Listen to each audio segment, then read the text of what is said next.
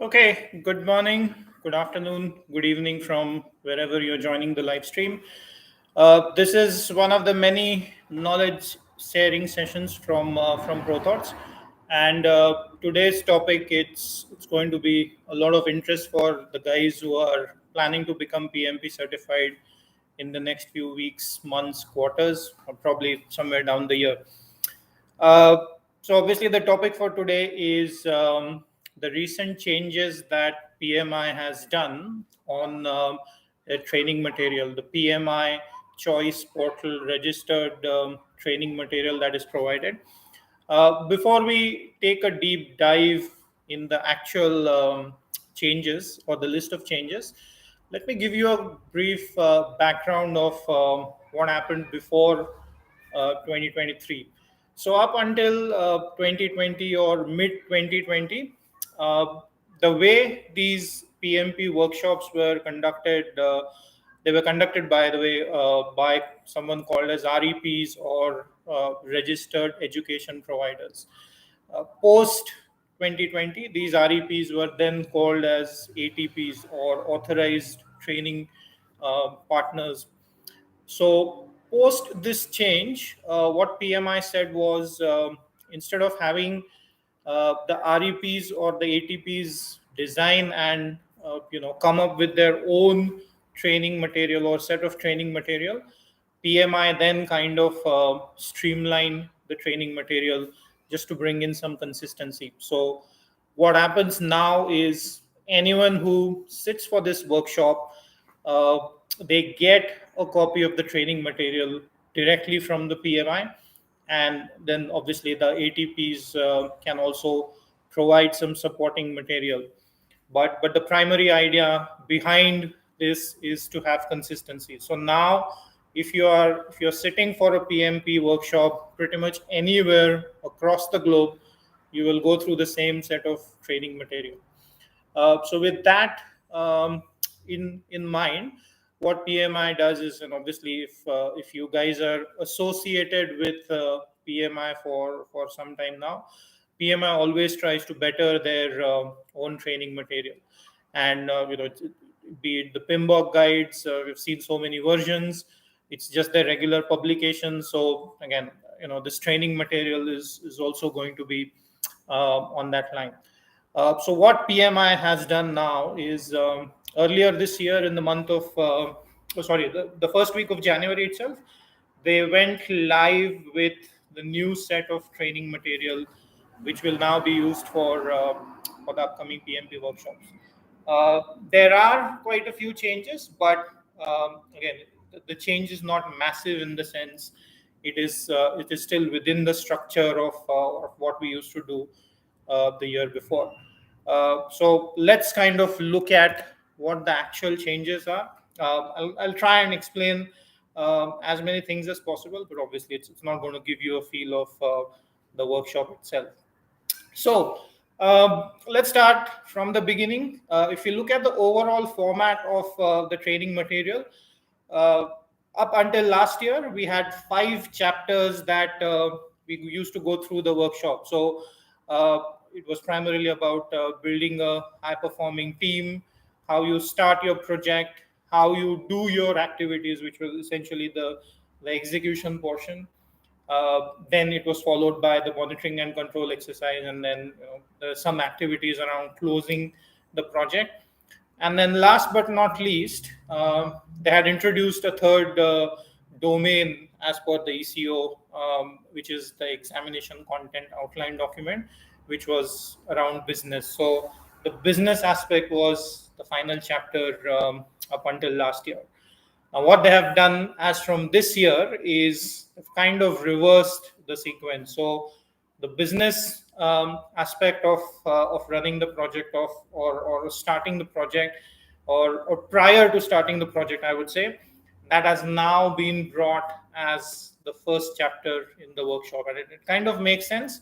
We'll take a look at it later. After the business environment chapter, then you have starting the project, planning the project, and then putting a high performing team together. Then you have got your monitoring and control portion, And then they have also introduced a separate chapter for just the closure part of the project, or the closing phase, as we call in the process groups. So at a high level, these are the changes. The prior set was having 5 chapters. Now we are going to have a sixth additional chapter. As I said, it's around the closing activities, or the closure. Now, again, why it makes a lot of sense in having this kind of a structure. Again, based on my experiences of running the workshop, generally what used to happen was, after we go through all the process groups and the knowledge areas, business aspect was something which used to come towards the end. And again, there's no harm in doing that, but it makes much more sense to take it at the start of the workshop and introduce it to the audience. And the idea here is pretty simple. Is obviously any project that you will be doing for any organization, it has to make some business sense. It has to be adding some value to the organization. It could be in any form, but before embarking the journey of any project, it is equally important for the project managers to understand why someone is doing this project, or what is the downstream impact, or what value it is going to add to both the implementing and the implemented organization. So I think that makes a lot of sense. So after we have studied with the business aspect, then we go in and take a deep dive in the different concepts of the project management, which is, again, as I said, the different process groups. So that's really a high level description, or the difference between what we had up until last year versus what they have introduced as from this year. Uh, Again, if you take a look at the training material, and obviously I won't be able to show you the material right now, because that's something which is a licensed copy of PMI. But if you look at the structure and the way they have put in the things, there's a lot of additions that they have made in the training material. I think the 2 or 3 standouts that I could observe. One is all the material that they have added, or they have restructured in a sense. There is an ECO mapping now, so examination content outline document, which is there on pmi.org. So all the different things that they have put in these 6 chapters, uh, explicitly they have mentioned those mapping with the ECO. So earlier they used to run the ECO document at a high level, but then later in the workshop there was hardly any reference, unless the trainers used to bring that up, and then they show and try and put some context together. But now this context, or this ECO mapping, has been put together in the training decks itself. So I think that's good, because it also gives a visibility to the participants of how things are going to run, or how exactly things are going to stand out when it comes to evaluation of the examination. So I think that's one standout point. The second thing that I think is good is they have introduced case studies in the training material itself. And what I mean by case study is, they've created a hypothetical organization. They've put in some people in there. They've given proper names, all the stakeholders, the project team, everyone is in place. And then they have used that example of the organization, of the project team, of the stakeholder group, pretty much consistently throughout the 5 or 6 chapters that we have, which will then be used for the entire duration of the 4-day workshop. So I think the big advantage that stands out is, earlier what used to happen is, as we as trainers had to come up with our own examples, our own case studies. But now with this case study concept included in the, or embedded in the training material itself, it kind of helps us to try and relate to the concepts with some of the examples that they have shared. So I think that's something which is equally good. And the third thing to me was, again, throughout those 6 chapters for the period of 4 days, PMI has also introduced some videos in the training material itself. So again, visual medium is always going to be more appealing. It helps understand concepts much better. So I talking about it versus you watching a 3-4 minute quick video is always going to be helpful. So I think the same concept is also going to be applicable in the new training material. So that is something which has been introduced, which is good. So all of these things put together, the videos, the ECO mapping, the case studies, all of this is going to put a definite structure in the training material, which will then help us to understand the concepts. And because they've also changed the format of the training material, it is also going to help us to understand it better. Plus the fact that now the flow is much better. As I said, the business thing is being introduced at the start rather than keeping it at the end. So that's something which definitely is going to work.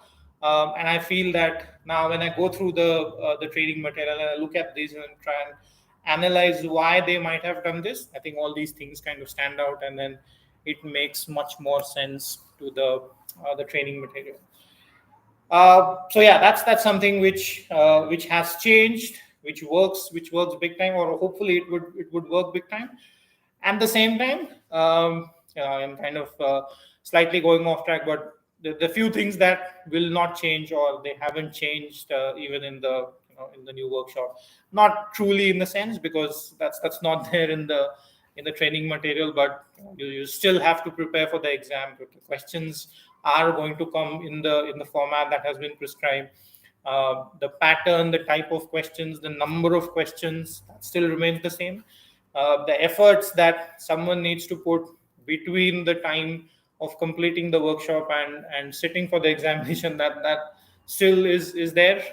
And to me, that is the real challenge. It's not the exam, not the workshop, but what happens between the workshop and the time you sit for the exam. For those 3-4 months where it's going to be heavy preparation, that's really the key to me, for any aspiring PMP. So that pretty much still remains. And I mean, no guesses. It's always going to be there. So that is something that we will be always discussing in the workshop with the bigger group, and that is something which also hasn't changed.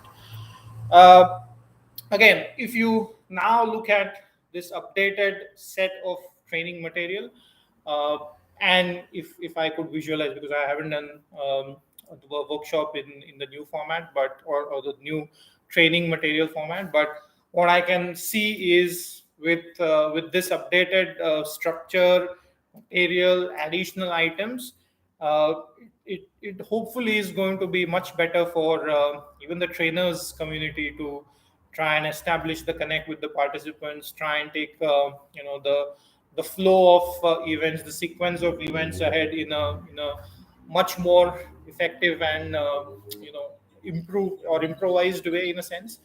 It also has got, or it has introduced a lot of opportunities to have more discussions, interactions. The moment you have a case study, by the way, up on the board, it all always opens a lot of or it always opens the doors to have a lot of discussions in a sense. So I think that is something which is good, and I always look forward and enjoy the discussions, because that's where all the participants share their experience, and it's always an opportunity for me to learn new things from those discussions. So that's something which is definitely going to work during the workshop.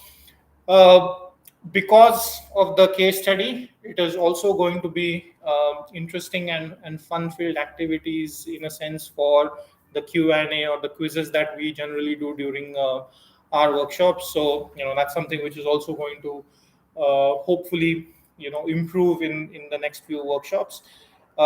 We always do emphasize on solving a lot of questions during the those 4 days of the workshop, because at the end of the day, even if you sit for the exam, you prepare, and then exam is what it is going to be all about. So the more questions we solve, it is always going to benefit the participants. So that's something I definitely see is going to improve, increase, and hopefully it will be benefiting the participants as well. The other aspect which I think is also going to help is purely from a participant perspective, or someone who's looking forward to sit for the exam, is by having the new training material. It is also going to help plan the preparation in an effective way, or an improvised way, because uh, again, it's not that it was not the case earlier, but now, with all the feedbacks and reviews that PMI has got, obviously they keep on improvising on the flow, the actual content and all of that. So with this new set of training material coming in, I think purely from a planning perspective, planning as in the final examination, it is also going to be useful for the participants. So once they go through the new updated version, they can also start planning their set of activities accordingly, and I think that is something which is also going to benefit a lot of you guys. So that's really about the changes that we have. I look forward to do these workshops with the new set of training material again. I would reiterate that although it's a new version of the training material, by the way, they're calling as V3, version 3 of the training material. To me, it's more of a reformatting of some of the topics. As I said, they have added one more chapter at the end for the closure phase. But at the end of it, the exam format, the type of questions, the duration, number of questions, what to expect in the exam. So agile is pretty much equally there. It's going to be a 50-50 between agile and waterfall or predictive. So that is still there. So again, the end goal is still to get the PMP credential. The format of the examination as such hasn't changed, although the training material is up with a new version. So again, it's going to be interesting to see how the participant community is going to kind of provide their feedback uh, to this new format. And again, as I said at the beginning, someone who's associated with PMI for quite some time, uh, we are pretty sure that even this version is going to get upgraded in future. So that's going to be a continuous improvement process for PMI itself. So we do know that that's going to happen, but obviously it will be based on the feedback that we receive from the participant, the trainers, from other group, the stakeholder group as well. So that's really the changes that we have on the PMI training material. These changes were introduced as from January the 4th, 2023. Again, it's just the start of the year, and then obviously all the workshops that will be conducted between now and end of this year, probably next year as well, hopefully, will be on the lines of this new training material.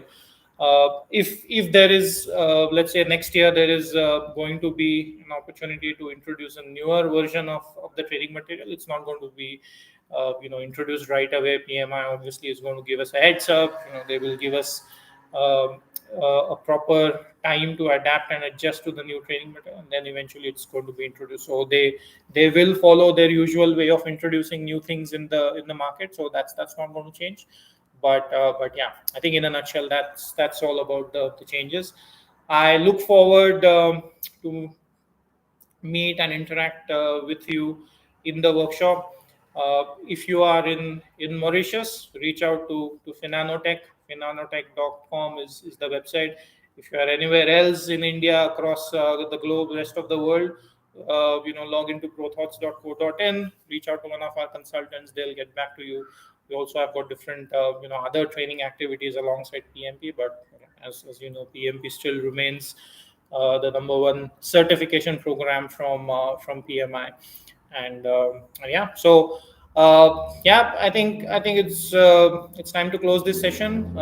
This was my first session, by the way, for 2023. I'll hopefully see you later in the year, but as I said, I look forward meeting and working with you in the workshop for the PMP certification. So keep in touch and all the best. Thank you.